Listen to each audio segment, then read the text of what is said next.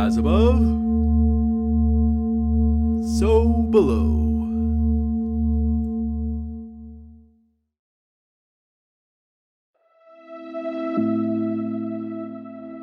Welcome to Connecting with Coincidence. I am your host, Bernard Beitman, MD. I'm a psychiatrist, and I ask you this question.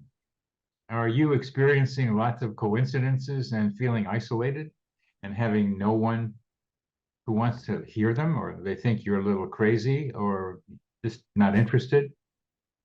Well, there's lots of people like you out there in the world, and many of them come to the Coincidence Cafe. And the Coincidence Cafe takes place on Thursdays, actually on Saturdays, every third Saturday of the month. And we've got one coming up every third Saturday, 11 a.m. Eastern time, for about an hour and a half. And we tell each other coincidence stories. And you can get to register by coming to thecoincidenceproject.net, all one word, thecoincidenceproject.net, and go to the section of participating and register, and you'll get a notification every month about the Coincidence Cafe. Tell each other stories. Well, my story today is I call Nice Parallel. My next book, I'm working on another book, is called, it's about my own coincidence life, my life as a coincider.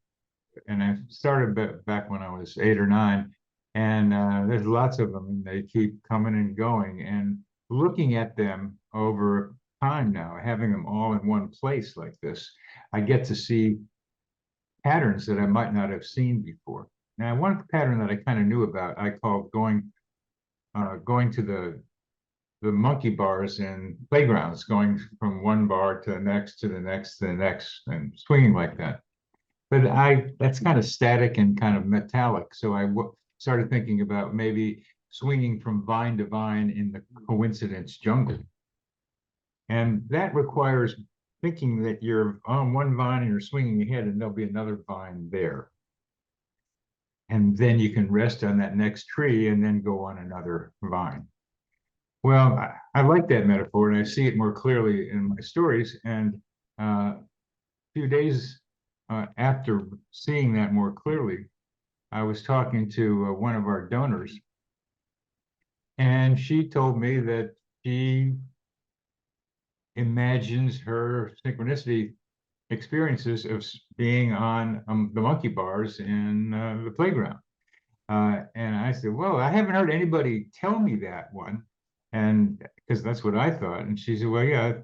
And I said, but I moved that to the vine, swinging on vines in the coincidence jungle. And she said, I've seen too many Tarzan movies. I don't really go for that. I said, well, it's more kinetic, you're more moving more. And she kind of got that idea, because it's playing in the playground of our reality with the jungle analogy.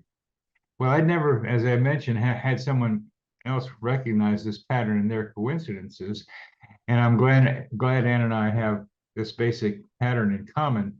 And what I suggest is you write down your own coincidence stories and come back and look at them.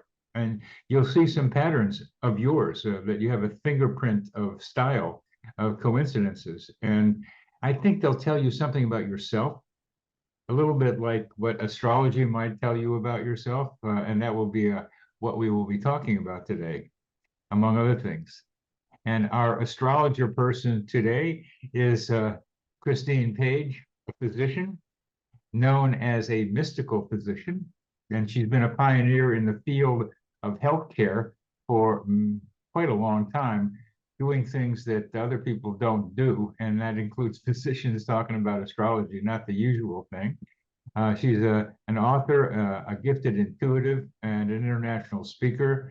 She sees herself as a bridge builder between different modalities of well-being or states of consciousness. Now, I didn't ask her what her sign is, but this is kind of a thing Pisces do. It's like connect people, and we'll find out what her sign is. Just to start with, Christine, what's your sign? All Gemini. Gemini are the bees that spread pollen around from one place to another. So we are the pollinators. So we are the informers. Well, I've just run across somebody who calls herself the synchronicity fairy. And I think of myself as Tinkerbell spreading the dust of coincidences around. So we're in the same kind of metaphor here as well. That's right. That's right. Well, Christine is the author of 9 books, including Frontiers of Health, and this more recent one, The Heart of the Great Mother. This is packed with a lot of stuff in it, ladies and gentlemen. The beginning is highly educational, as Christine meets with one of her teachers, and the rest of it gives you some idea about Mayan thinking, and also about what we mean by the divine feminine. And there's a lot there, and those are excellent ideas for all of us to consider. But Christine, why don't we start with 2012, as the Mayans might suggest we do? Thank you so much, Bernard. It's great to be on your show, and I'm excited by your own book. I was enjoying reading all these coincidences. Well, thank you. Thank you. Yes, I thought it was a very beautifully written book. I enjoyed it. So 2012, some of you may have heard about. It was December the 21st, 2012.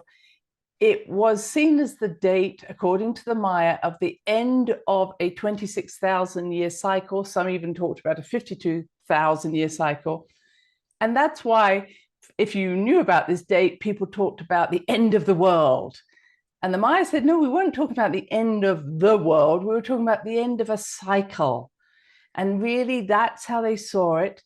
And having studied with many different indigenous people, the Maoris, the Aborigines, other traditions, they all saw this date as important. Some have shifted a little bit towards these times, 2024, but I'm going to stay with 2012 because 2012 really was this very symbolic time where we came to an end of something and something new was born, the new world. And this new world is already here. And I say it's a bit like thinking that your pregnancy is the end of the problems. Then you take the baby home and you go, oh my goodness, now what am I going to do? So we're in that point where, like, who gave me this baby? What am I meant to do with it? And to me, that's how it's seen. Now, the reason I bring in the feminine, obviously, I am a woman. I enjoy being a woman, and I have worked a lot with women through my 40+ years of medicine, mainly because I think that women personally have got out of touch with the rhythms that are so natural to these cycles that the Maya talk about. Now, again, that doesn't mean that men don't have those cycles, but the reason I talk about the return of the Great Mother is that within us all, whether male or female, we're needing to remind ourselves of the importance of the feminine, which is birth, mothering, and death. And this is what we see every month with the moon. We're just coming up to a new moon now. So this is a dying period of the moon, and then a new moon will be born. And this cycle is one which is inherent in us all. And if we're coming up to a new moon, it's a time to let go. As we give birth to a new moon, it's a time to start a new project. And the ancient people understood this. They planted at the right times. They honored the birth of a new child at the right times. We've lost our connection to Mother Earth. And this is really what I think has happened now, that this new Earth that was so-called born is, as I see it and I understand it, is in what we call its blueprint phase. And many of you may have heard about the 5th dimension, or we're going into unity consciousness, or ascended into unity consciousness. All these phrases are going around. And it really is, this is the new world. And the Maya spoke about this new world as unity through the acceptance of diversity.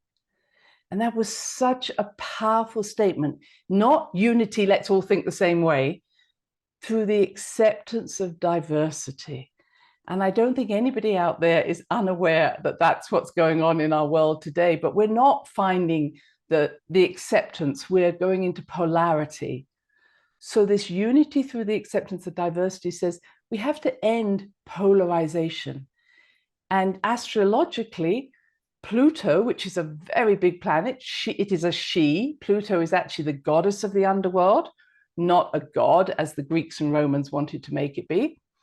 She's saying is, I'm going into Aquarius, and the sign of Aquarius is about everybody stepping forward, everybody bringing their own unique contributions to the world. And we're living in a more community way.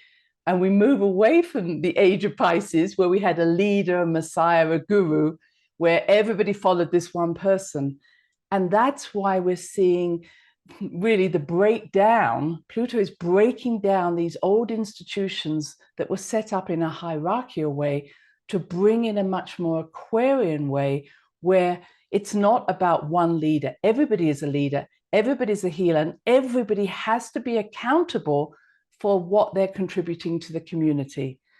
And we are not as yet in the Aquarian age, even though some of us think we are, but we are in that transition period between the Piscean and the Aquarian age. And this is why community energy is so important. But hear me first, and this is where the astrology comes in. First of all, we have to know ourselves, own who we are, not give our power away, and step up. And one of the teachings I received was everybody has a piece of the jigsaw. If we're going to create unity, the whole jigsaw, everybody has to place their piece of the jigsaw down on earth, heaven on earth. It's not enough to only have a few people doing this. Each of us has a gift. Each of us is carrying a seed, a piece of a jigsaw, and it's time to lay that piece down. Yeah, and that requires knowing, as you're saying, who we are, who I am, who you are, and be able to own that and recognize that I am not the same as you, as well as we are all part of the same thing. Yes. And that's a difficult thing for humans these days, as you're suggesting. This polarization is getting more and worse, but it's probably a way to help identify who you are. By identifying with a polarity, you begin to become part of something and know who you are. But how are you thinking of people not only becoming who they are and owning it and knowing it and being aware of it and acting it and being it, but also to be able to suggest that it's okay for other people to be diverse from them, because we're all part of one thing. Unity through diversity is what we're looking for, or diversity and unity. And it's difficult because this is a polar world we live in. The dark and light, and black and white, and yes and no, and yin and yang, and all the polarities here make people want to do polarities. So they're going to have to accept, we all have to accept that there's a unity and there's my own being as a separate person. So they have to accept both at the same time. That's a conceptually difficult thing for a lot of people, to accept the differences, the polarity, separate unity, and accept both of them instead of just one or the other. Yes, and I think that's why the Mayan statement was unity through the acceptance of diversity. So it's not and or.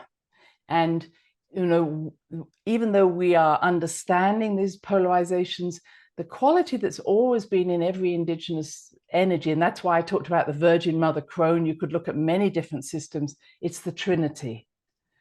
And so the Trinity is the fact that if you have a pole, and you were talking about the monkey bars, but you have a pole in the center, you can swing one way, but you always come back to the center. You swing another way, you come back to the center.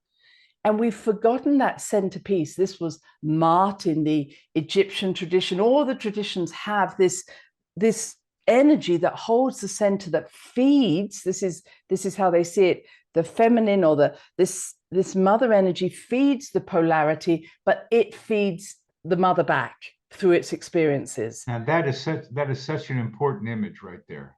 Right. To be able to have an image like that of a pole that holds it together, that that feeds what the individuals outside, but then the outside feeds the center. So there's a continuing cycling between and among the pole in the middle, and the divergencies, the separateness, the individuals on the outside. And we need images like that are not just static, but dynamic. Maybe that's because I'm remembering swinging around the pole when I was in a childhood park, you know. Oh, you like those, yeah. Yes. And the other thing is, if you look at the yin yang sign, we often go, oh, that's yin yang, but we miss the line in the center that joins them.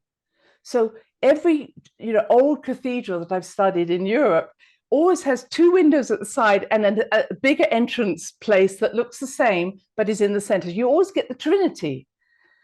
And so it's, once we stop moving, once we start looking for it, it's like, it's there again.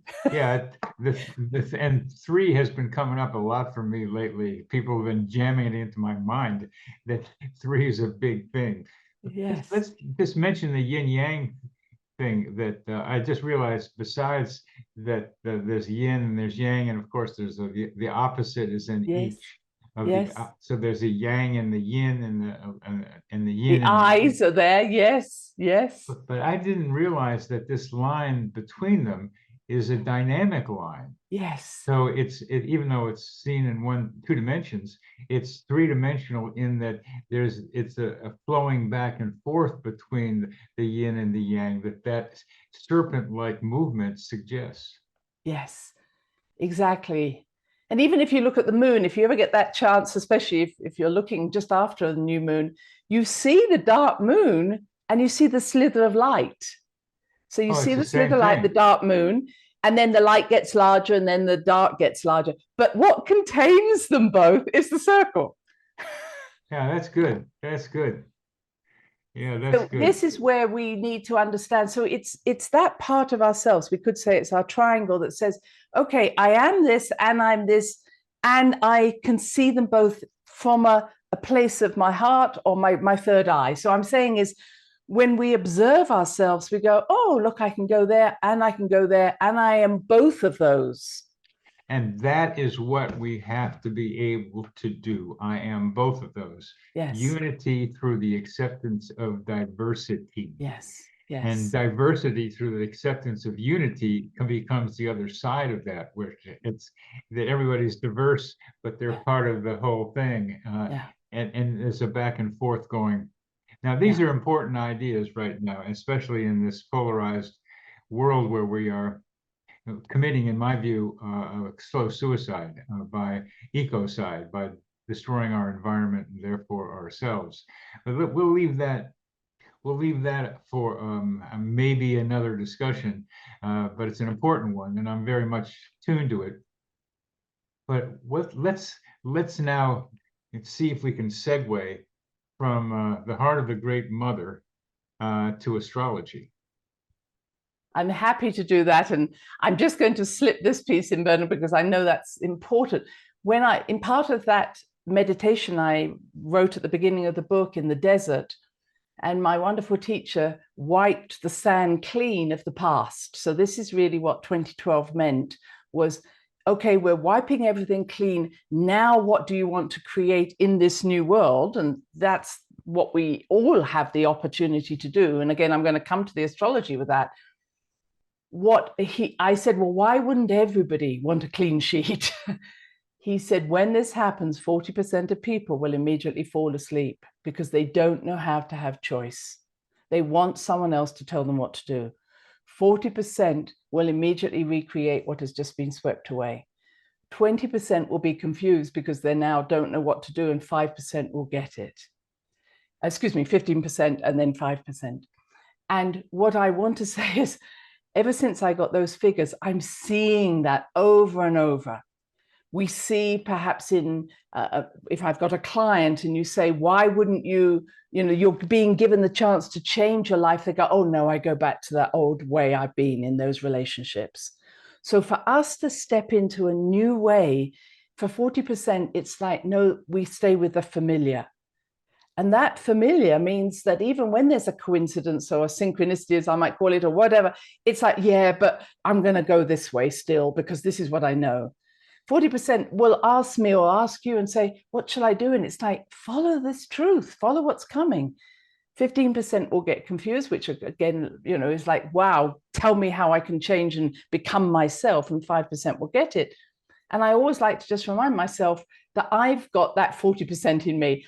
Part of me falls asleep. Part of me just repeats pattern. Part of me does this. So even if we think we're the 5%, we need to recognize that maybe that's also a trap.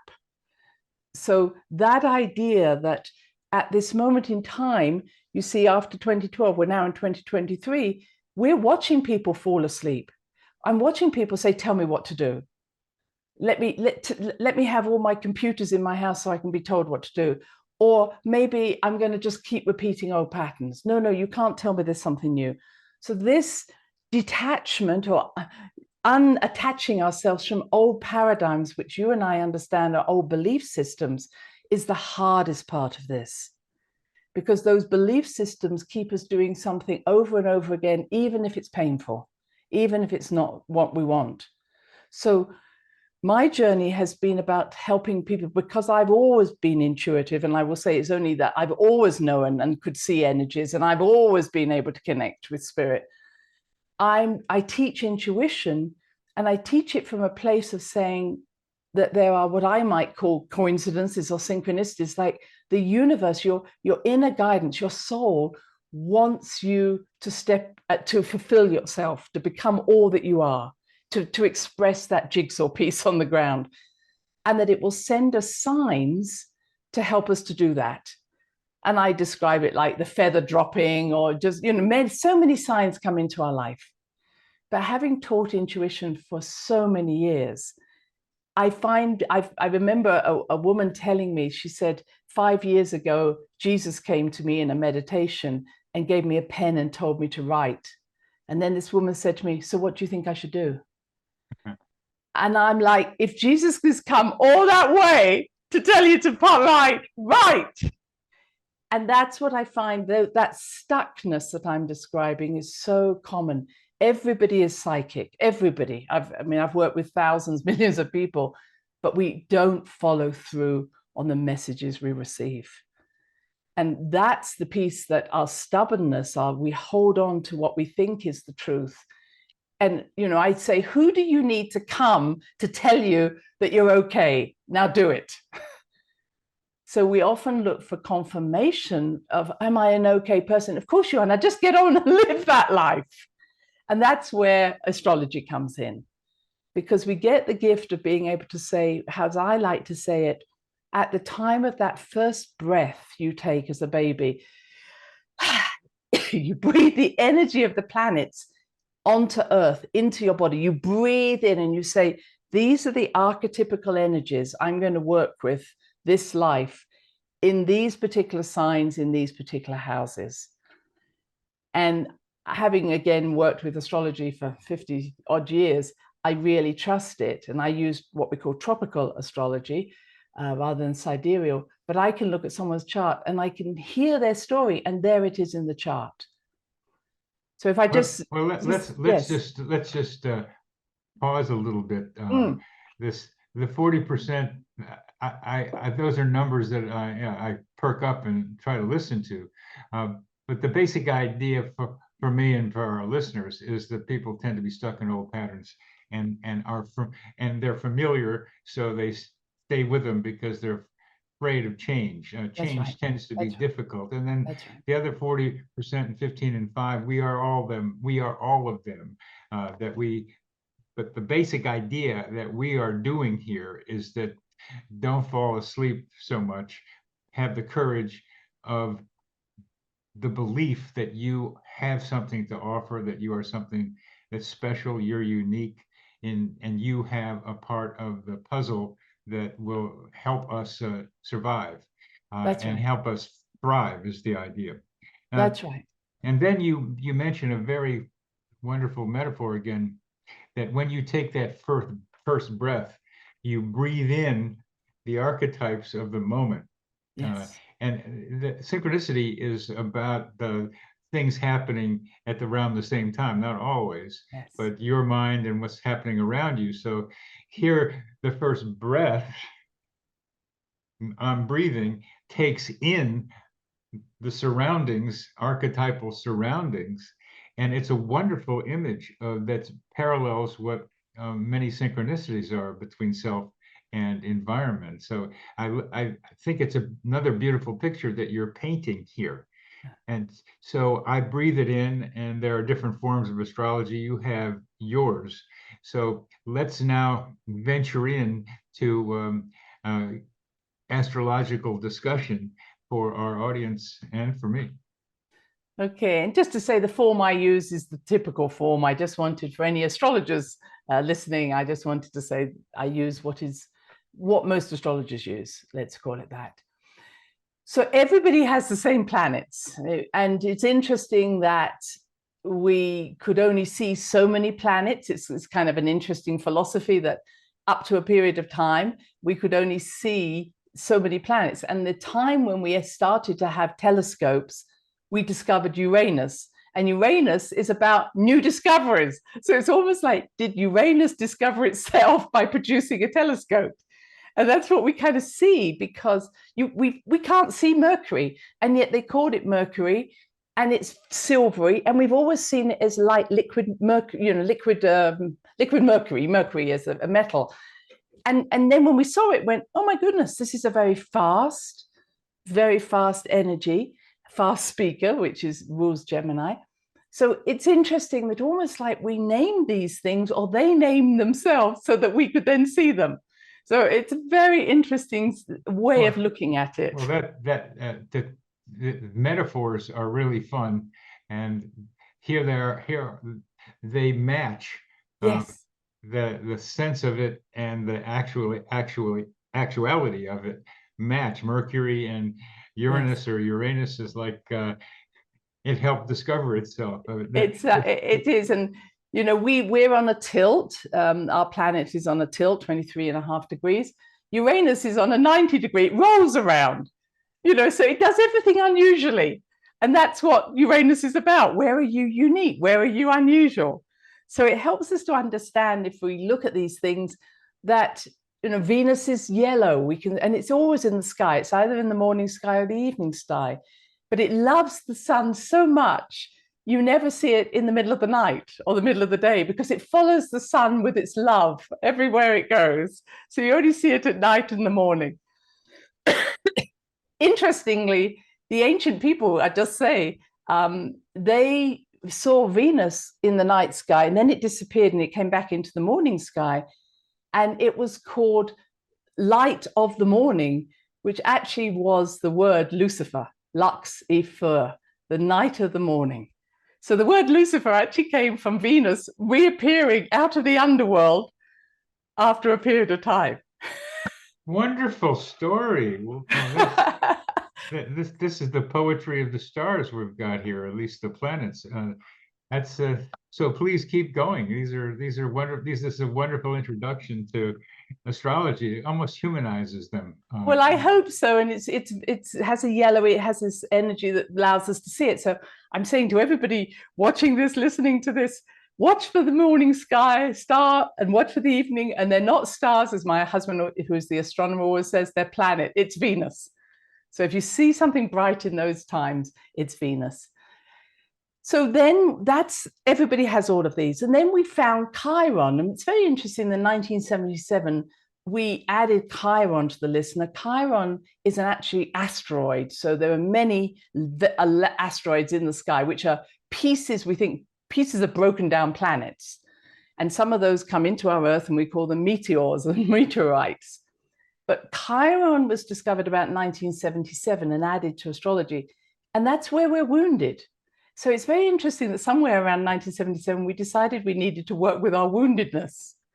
And so Chiron says, where am I wounded? What wounds am I carrying? Where am I healing? And then how can I heal other people? So it's got this wonderful energy of looking at Chiron and saying, okay, yes, I carry this wound, but this is how I'm going to heal myself. And at the same time, Saturn, often people say, oh, Saturn's the restrictor. But Saturn is, what am I here to learn? And then what am I here to teach?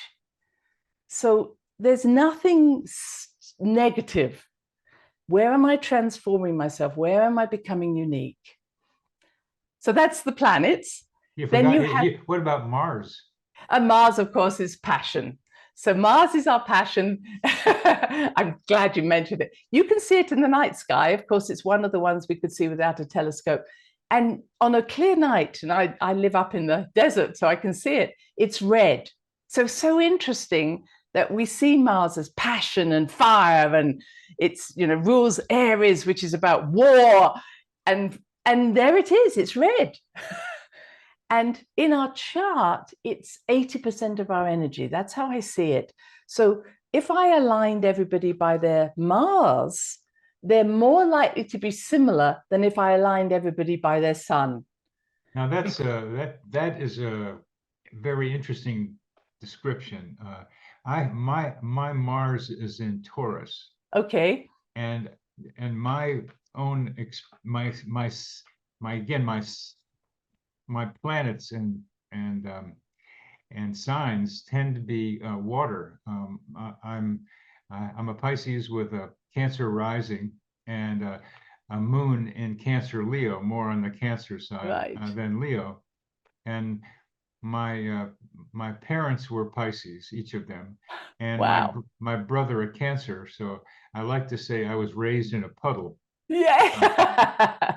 Or that's a lot of water. A lot of water, and I'm very grateful for having Mars in Taurus, because it's given me determined energy in a straight line, pretty much. Yes. It's the Taurus going straight with a lot of energy. So I can get thrown off a lot of times by my own stupidity, but then, or other things happening, but then I can keep on the line that I've started. So I move like that, like a fish on the, and it's almost like what you're talking about. There's the polarity, the pole in the middle is Mars and Taurus, and then the fish is swimming around with it, which is kind of what you were talking about before.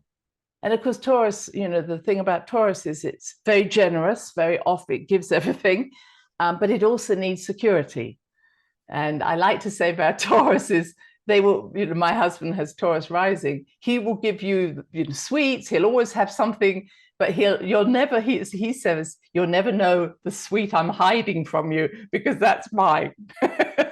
So there's always a little store for Taurian energy. So there is a bit of a tendency to want to hoard, but it's really more about feeling secure. You never, when you've got someone who's got Taurus energy, you've always got to make sure that they have enough food, enough warmth, enough clothing, and they'll often bring it in bags.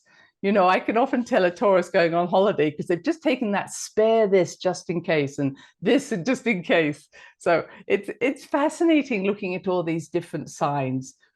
And I suppose just to let people know, when we look at the globe, or look out into our skies, the reason they chose those 12 signs is that, funny enough, those planets don't go all over the place. They go around on an 8-degree swath.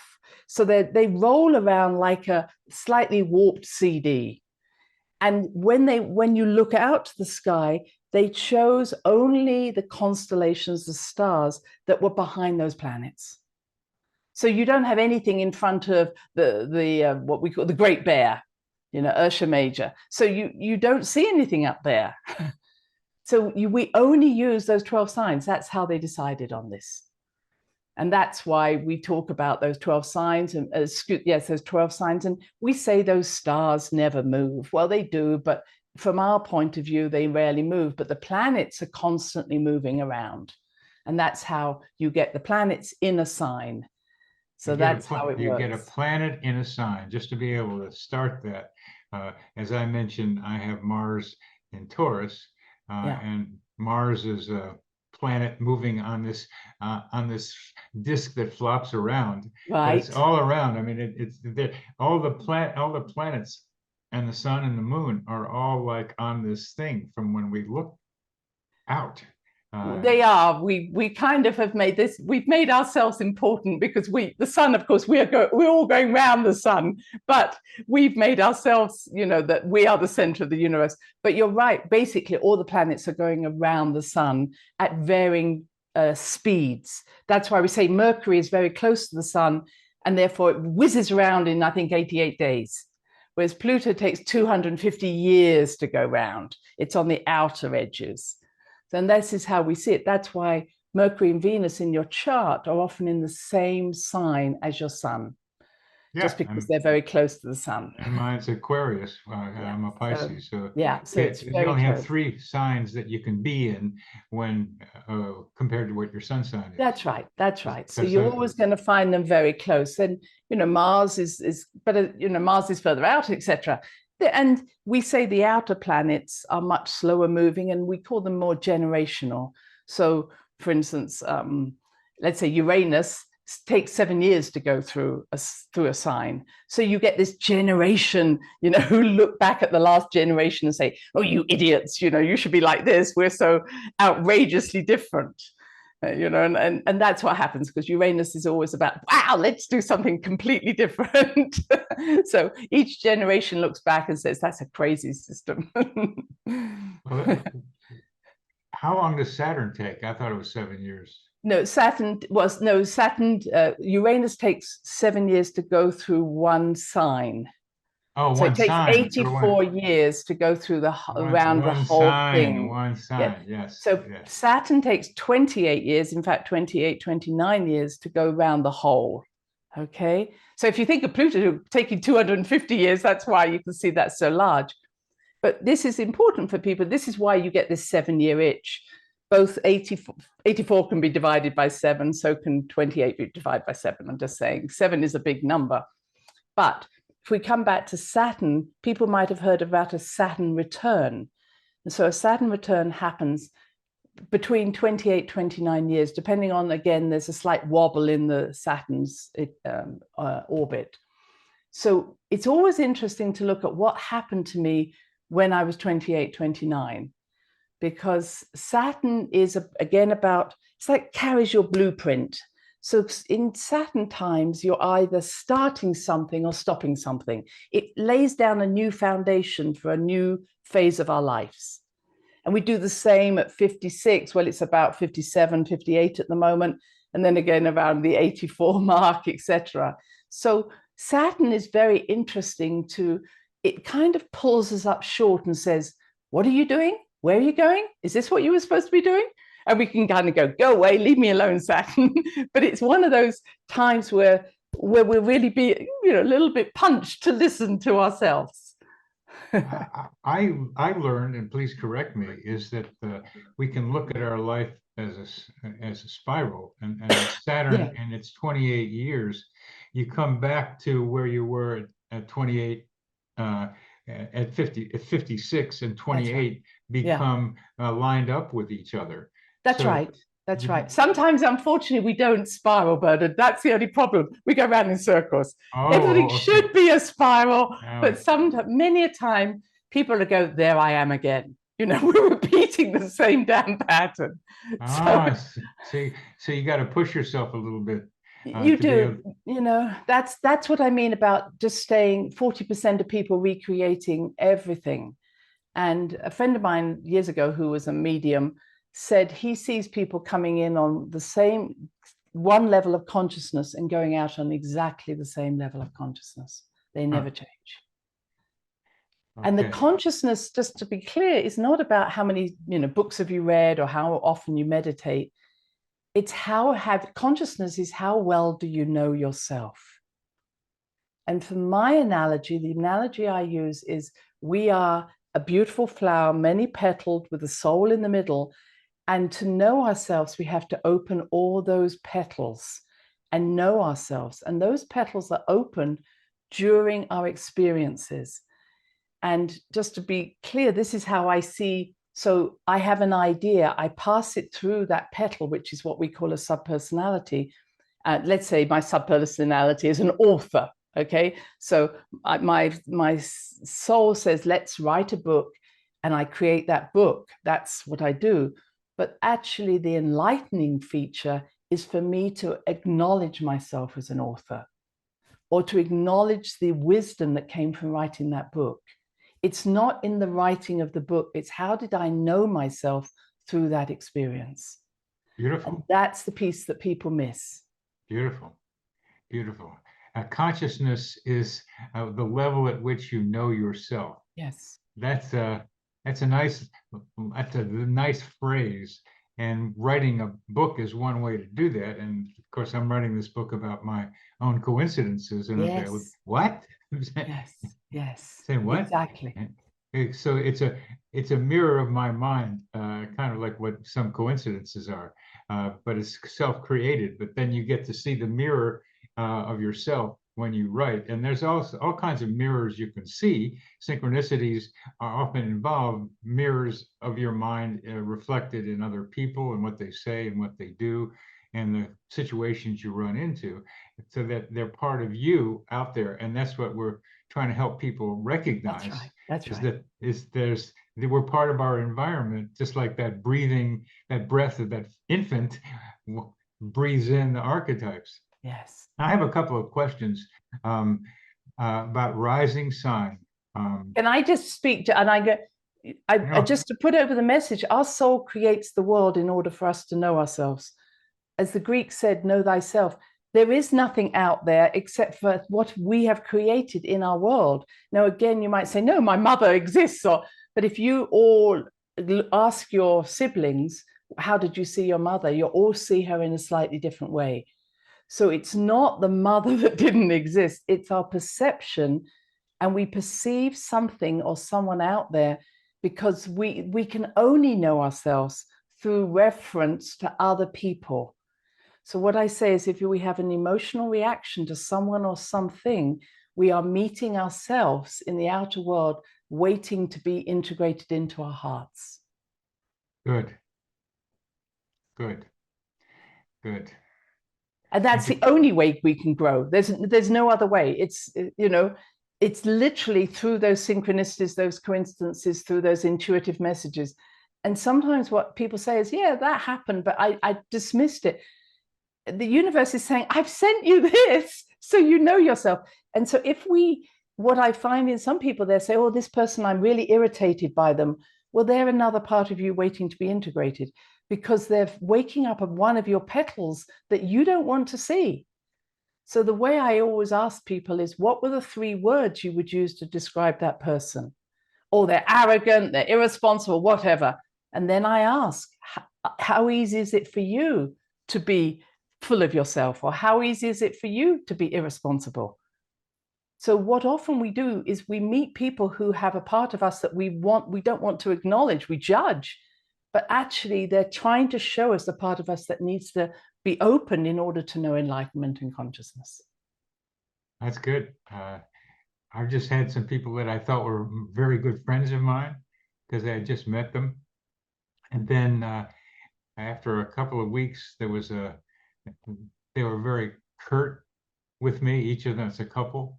And I'm saying, what happened here? And Right. Their sharpness and their kind of standoffishness after really an enveloping time is a reflection of something about me, that I can do that with people as well.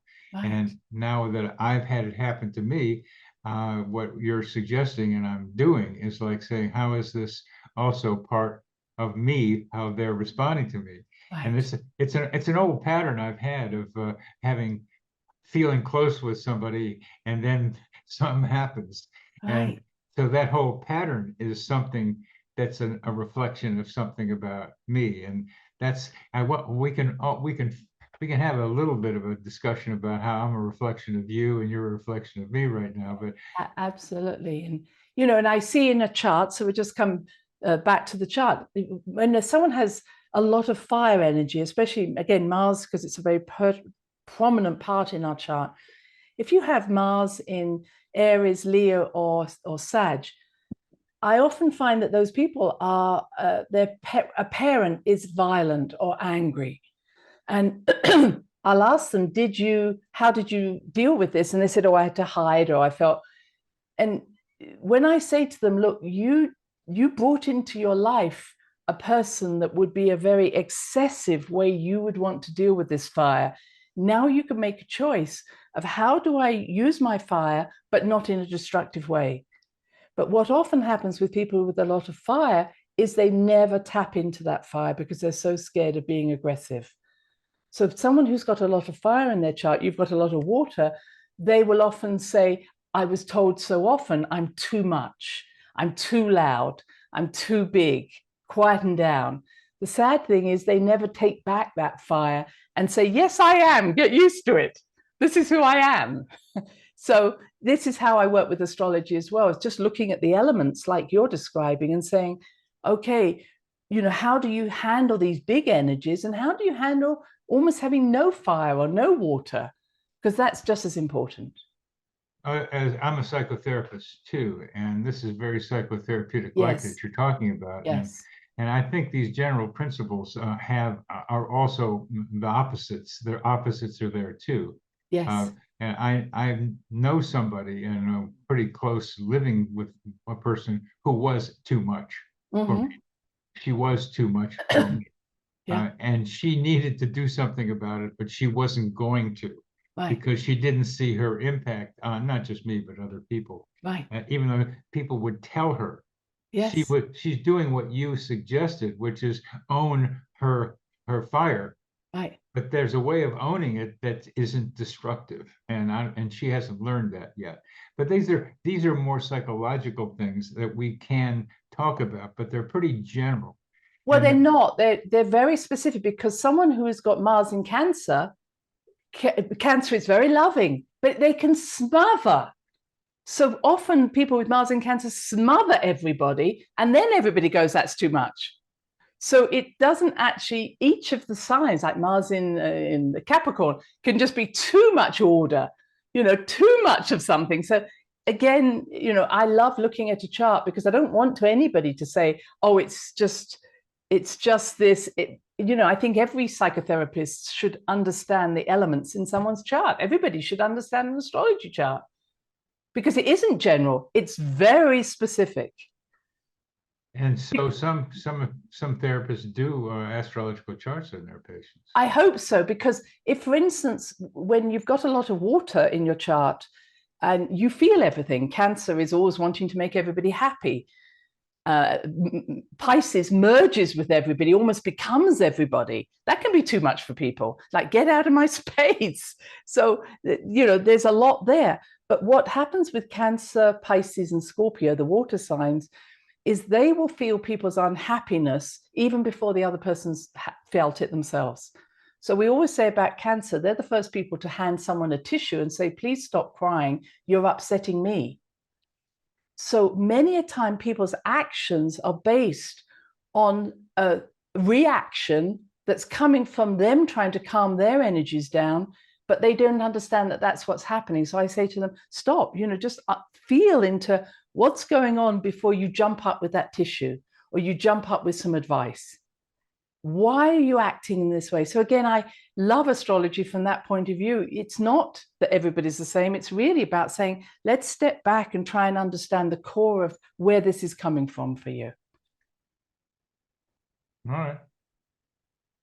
If you have very little earth, I was talking to someone yesterday with very little earth, her piece of earth had to sort everything out, put everything in boxes, because it was the only way she could control the very chaotic life that she had been brought up in.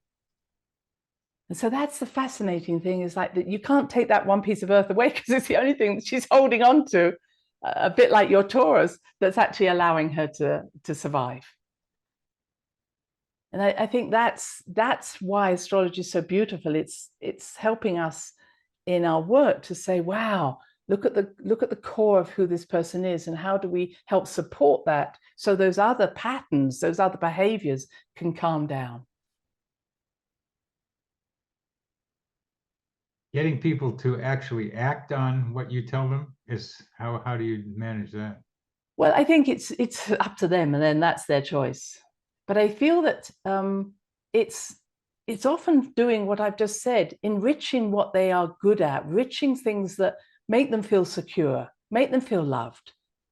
and then they will let go of those other patterns. And so, this is what I was suggesting with this lady. It's like, do something that Taurian has a lot of hand, they touch, work in the earth, make your bread. And often when I say, if it's something else, I might say, go dancing. And they say, funny enough, I've just bought a bread machine. There's your coincidences. Funny enough, I was just thinking of going and doing my garden. So something inside these people realize that when they do these things that give them a solidity, a sense of security, they can let go of the noise in their heads. Good. And you're very much involved with the question of fate and astrology. Could you talk about that a bit? Yes. And just to say that, people come and say, well, could you say when my mother's going to die or my father's going to die or something's going to happen? The answer is no. Astrology doesn't do that. What astrology does is it says this is something that's going to happen at this time. How it appears is going to be unique to you. So I'm not so keen on the sort of astrology says, oh, yes, this is going to happen, because I've had those readings myself. Someone said, oh, you're going to give birth to a child. Well, I was just about to publish my, a book. So, to me, that was my baby. So it's kind of very important to me to say, well, yes, I see a birth happening and it may occur in this way, but we can't tell more than that. Ah, okay. Now, I think you were going to ask about the rising sign. I was, and I am. Yes. Was it just what is it, or is there more? Well, I just tell a little bit of a story, because how I confirmed astrology for myself. Right. That I have Cancer rising, pretty much in the middle of Cancer, and I was running with a rugby ball in Santa Barbara one time. And after I got off the field, some of the guys were saying that I run like a crab. And so that fit what I understood about rising signs. It's the way you present yourself in the world. It is. It's also, excuse me. I like to say it's also about it. The rising sign comes very specifically to at the time of your birth, and that's why time is really important to a birth chart. We do a lot of charts because people don't have their birth time, and it's fine. But having that specific birth time written down on a piece of paper somewhere is really valuable. And if someone wants a chart done, find those old papers, go up into the attic, find someone wrote it down in a baby book or something, because it really does help. And so what we say is that at that time of your birth, you look out to the eastern horizon, and that was the group of stars rising at the time of your birth. And then the descendant is what is the group of stars descending into what we would say the other hemisphere at that time. And then the midheaven, which is also very valuable for your career, is what was the group of stars above your head at the time of your born. And so when someone asked me about their career, I looked to the midheaven. So this is what you should be doing. So I've got a Gemini midheaven. I should be writing, teaching, speaking, which is what I do. If I meet someone who's got a Gemini midheaven and they're not doing any of that, I'll say, hey, change your job, because this is really what's in your soul. The rising sign, therefore, for me, is it's almost like that imprint of this is what you are here to do, but you're going to do it by gathering up all the energies of those other planets, and then you become richly this. So it's almost like, yes, it is how you appear, but it's how you're growing into yourself. How are you rising into yourself? How do you ascend into yourself? And because you've got so many planets, I think you said did you have a Cancer moon? Cancer Leo. A Cancer Leo. So, you've already got the Cancer there. So that the moon is often about how we appear in the world. Again, it's our inner self. It's our nurturing self. But the ascendant is really what we're becoming. So you could say you've got your past and your future in Cancer. Well, Cancer is the crab, or crab and Cancer are related to each other. And Oh, they're the same. I mean, the Cancer is the crab. I'm only saying this because when they said you run like a crab, that might be coming from your moon as much as from your ascendant. That's what I'm saying. That's what you mean.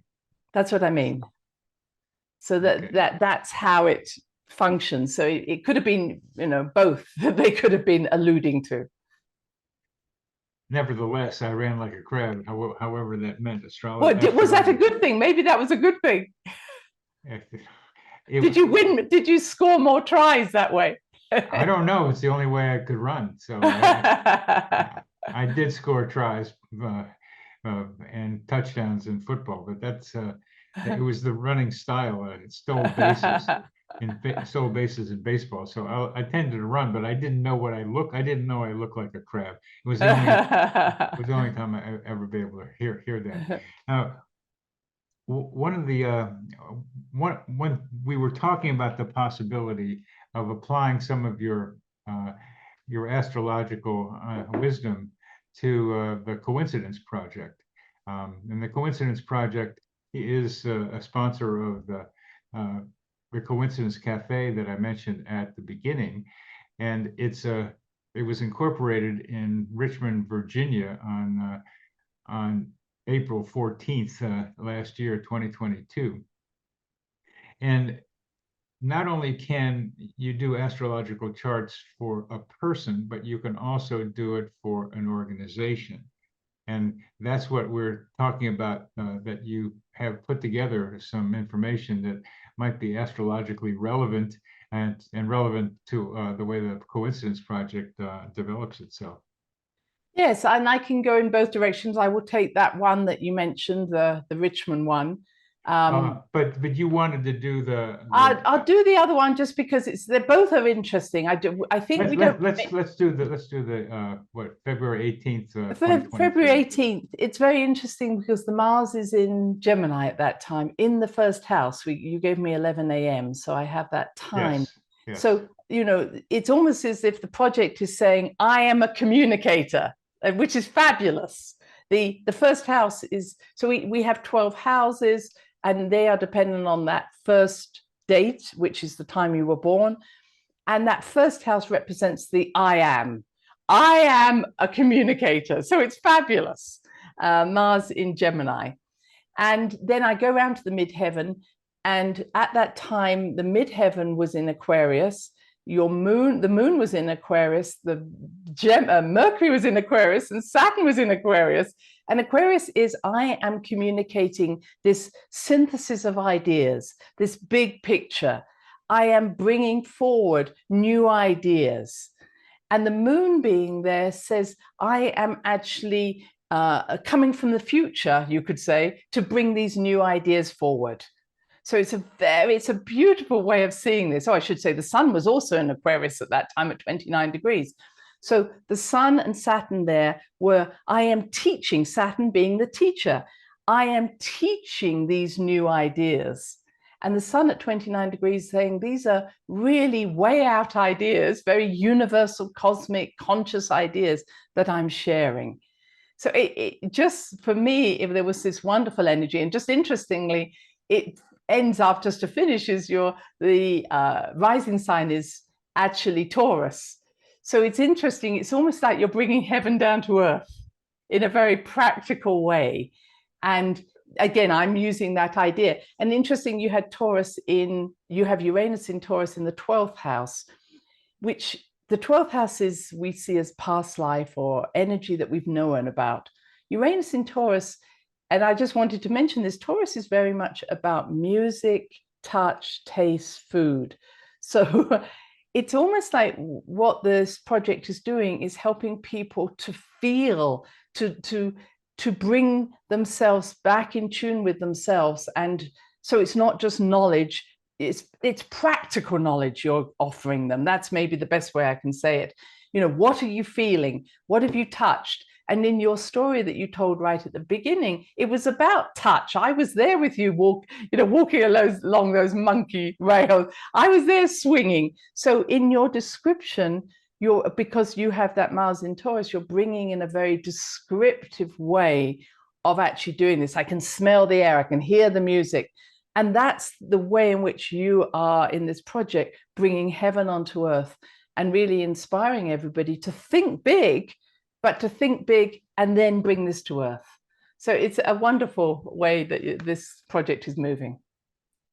Well, I'm pretty amazed because that's a very good description of the way I think about it. Because some people want me to emphasize the spirituality thing.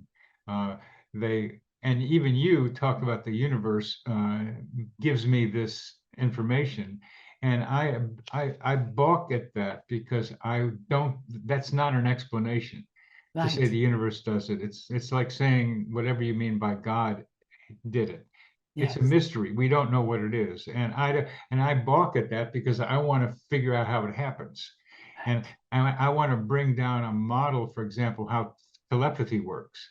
And I Yes. have an idea now of how telepathy works, and it's not God talking to me. It's not universe talking with me. It's a thing that can be described and is practical and has uses that can expand, as you were talking about. I'm trying to help people expand their consciousness, which means getting to know themselves. And that's the practical part of this, is that synchronicity helps people know better who they are. Yes. And not in some kind of grand thing necessarily, but in who they are here on Earth. That's And right. so you have just summarized what I'm trying to do is bring the stars down to Earth, bring the planets, bring cosmic consciousness to Earth, and make it more palpable. And again, Yes. Taurus is here so that you can feel, Yes. as I can feel, Yes. how we can connect with each other through synchronicity, through telepathy. I can describe how that might be happening so that you can have a sense of it. I'm going grasping like this because we're That's right. emphasizing tactile. And Yeah. so you can grasp it, and in grasping it, you can get a better idea of who you are in relationship to other people. That's right. That's exactly it. And, you know, you've all of that Aquarian energy.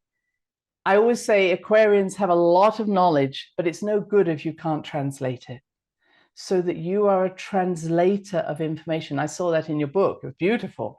So Thank you you. take big concepts and you're translating, because if you can't translate, then nobody can understand. And that's what you are. And just parenthetically, Richard Feynman, one of the great people in quantum mechanics, is quoted as saying that I I can't, since I can't explain quantum mechanics to a first year seminar or first year class, I really don't know what quantum mechanics is.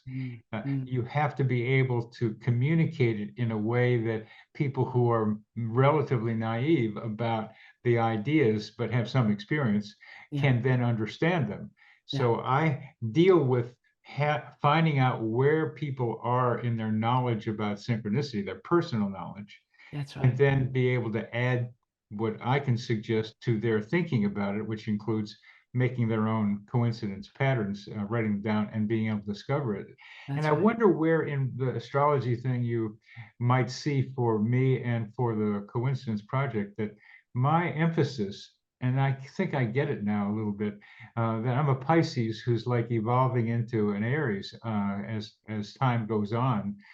So at least I'm told that as things go, you move to the next, you move to the next sign. But what I'm trying to do is not tell people how to think. Right.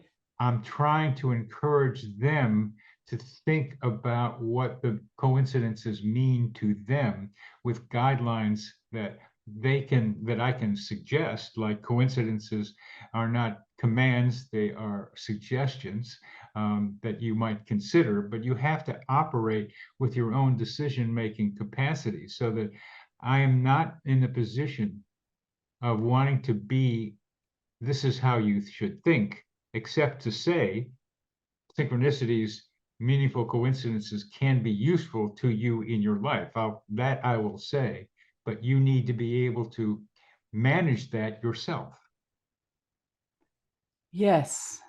I was just looking at I think what you're doing is exactly right from what I'm seeing on that project. It feels that the journey that you're offering people is that chance to know themselves. Of course it is. And, the way I say is this is a loving message coming to you. I think people don't understand how much they're loved. And so I'm sorry just to be kind of turning it, but it's like, why wouldn't and again, I work maybe a bit more with the spirit world. I use that word maybe more, but it's like, or even your soul, or even yourself, you're sending yourself loving messages.